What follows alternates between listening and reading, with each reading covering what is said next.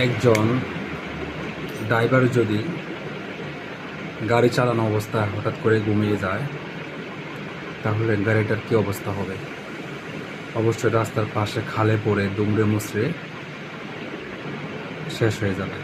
ঠিক তেমনি করে মহান আল্লাহ তাআলা ঘুমান না, তিনি সবসময় সদা জাগ্রত থাকেন।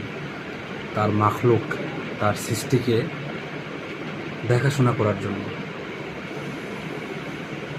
আল্লাহ যদি কোনো কারণে এভাবে ঘুমিয়ে যায়, তাহলে পুরো পৃথিবী দুমড়ে মুচড়ে শেষ হয়ে যাবে।